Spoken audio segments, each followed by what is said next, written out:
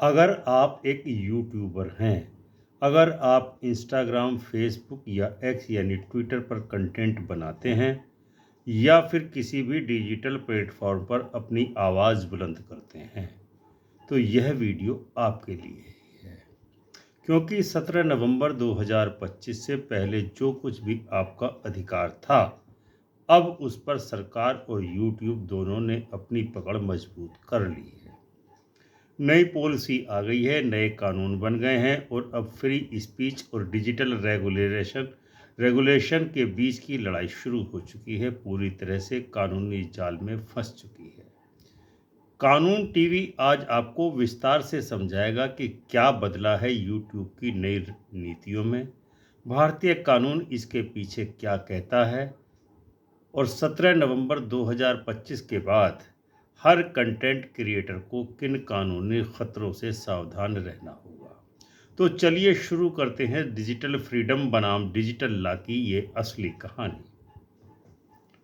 17 नवंबर 2025 से यूट्यूब ने अपनी updated creator policy India specific लागू की है। इसमें कहा गया है कि सभी भारतीय क्रिएटर्स को information technology, intermediary guidelines and digital media ethics code rules 2021 और इसके संशोधित वर्जन 2025 का पालन करना अनिवार्य होगा।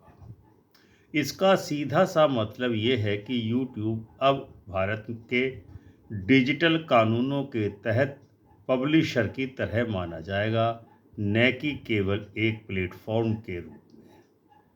हर कंटेंट अपलोड का डेटा, ओरिजिन लोकेशन और यूजर आईडी सरकार के अनुरोध पर सरकार से यूट्यूब साझा कर सकता है। अगर किसी वीडियो पर राष्ट्रीय सुरक्षा, फेक न्यूज या धार्मिक भावनाओं से जुड़ा टैग लगता है, तो यूट्यूब बिना नोटिस दिए उस कंटेंट को अपने प्लेटफॉर्म से हटा भी सकता है।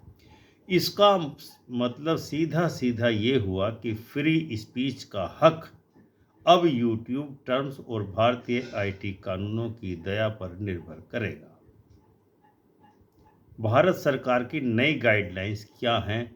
आईटी रूल्स अमेंडमेंट एक्ट 2025 क्या कहता है? 2021 के बाद से सरकार ने डिजिटल मीडिया पर नियंत्रण के कई प्रयास किए। अब 2025 में जो संशोधन आया है वह इसे और सख्त बना रहा है। नए नियमों के प्रमुख बिंदु क्या हैं? सरकार को अब किसी भी झूठी या भ्रामक जानकारी वाले वीडियो को 24 घंटे में हटवाने का अधिकार है। फैक्ट चेक यूनिट का दायरा अब सरकार के मंत्रालयों के अलावा निजी कंपनियों और यूट्यूबर्स तक बढ़ा दिया गया है। यदि किसी चैनल ने 3 बार चेतावनी के बावजूद भ्रामक या अपमानजनक कंटेंट अपलोड किया, तो उसका चैनल स्थायी रूप से बंद किया जा सकता है। हर कंटेंट क्रिएटर को अपने चैनल के कॉन्टैक्ट डिटेल्स और पता प्लेटफॉर्म पर रजिस्टर कराना होगा। यानी अब एनोनिमस चैनल या वॉइस बिहाइंड स्क्रीन वाली आज़ादी धीरे धीरे ख़त्म होती जा रही है। यूट्यूब ने भारत के लिए अपने टर्म्स सर्विस को लोकल कानूनों के अनुरूप अब अपडेट कर दिया है। इनमें से कुछ खास बदलाव इस प्रकार हैं। ऑटोमेटेड डिटेक्शन सिस्टम ADS अब हर uploaded video AI based content moderation से गुजरेगा और अगर उसमें कोई संवेदनशील या राजनीतिक कंटेंट पाया जाता है तो उसे रिव्यू क्यू में डाल दिया जाएगा, भले ही आपने कुछ भी गलत न कहा हो। नंबर 2, मोनेटाइजेशन पॉलिसी चेंज हो गई है। राजनीतिक, धार्मिक या कानूनी मामलों पर चर्चा करने वाले चैनलों की एड एलिजिबिलिटी अब सीमित की जा रही है। यानी अगर आपका चैनल लॉ एंड सोसाइटी पर है, जैसे कानून टीवी है हमारा, तो अब क्रिएटर्स को अपनी भाषा और थंबनेल में ज़्यादा सतर्क रहना होगा। Copyright and personality rights.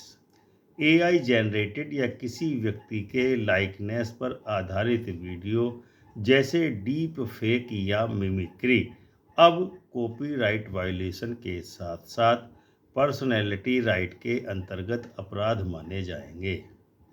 इसका दूसरा असर यह होगा कि यदि आपने किसी नेता, अभिनेता या सार्वजनिक व्यक्ति की आवाज़ या चेहरा एआई से इस्तेमाल किया है तो आप पर सीधे सीधे मुकदमा दर्ज हो सकता है।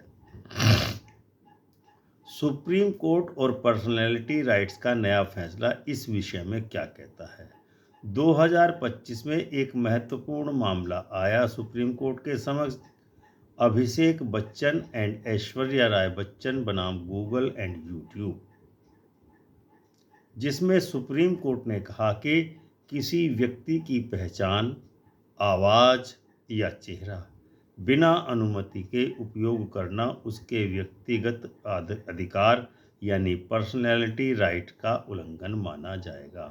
अब यह फैसला हर यूट्यूबर के लिए एक नज़ीर बन गया है। मतलब AI generated photo, recreated voice या किसी व्यक्ति का लुक अलाइक वीडियो अब एक सिविल और क्रिमिनल दोनों प्रकार के अपराध बन सकते हैं।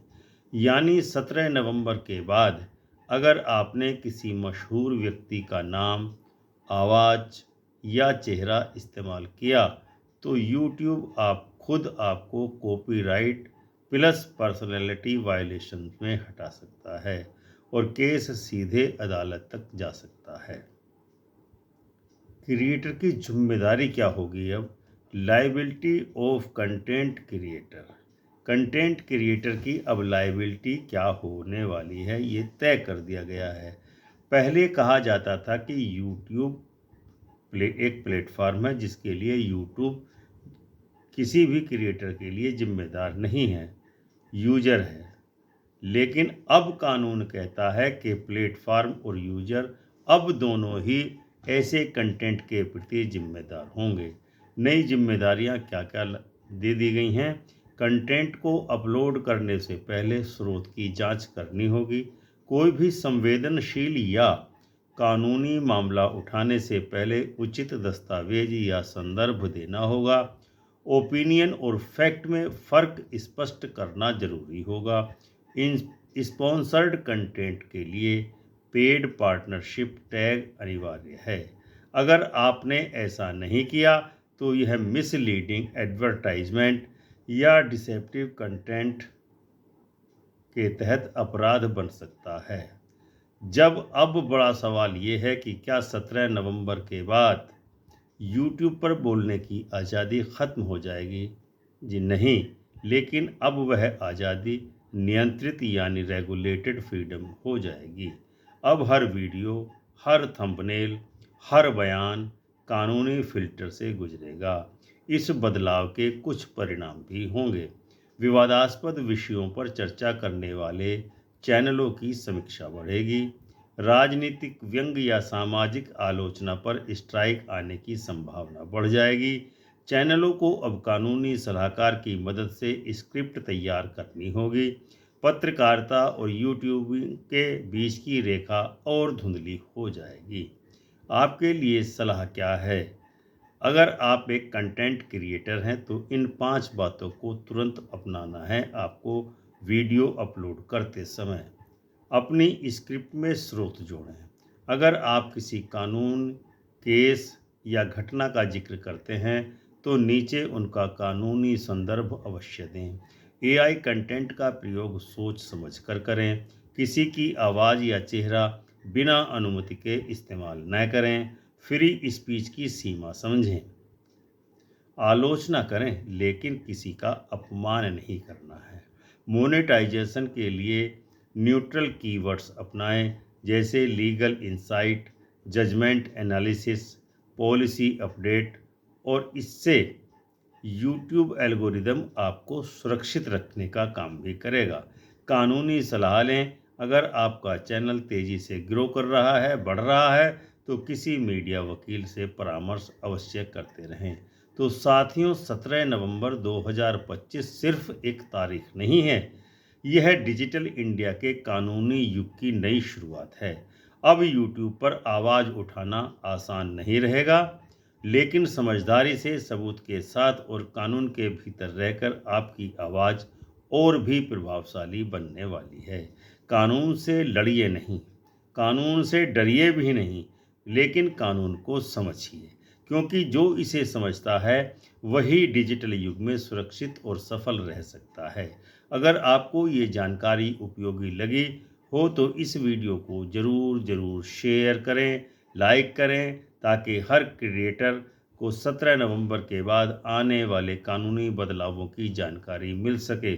और हाँ, कानून से जुड़ी हर खबर, हर नया फैसला और कानूनी विश्लेषण आपको मिलता रहेगा सिर्फ कानून टीवी पर, जहां कानून सिर्फ किताबों में नहीं बल्कि ज़िंदगी में समझाया जाता है।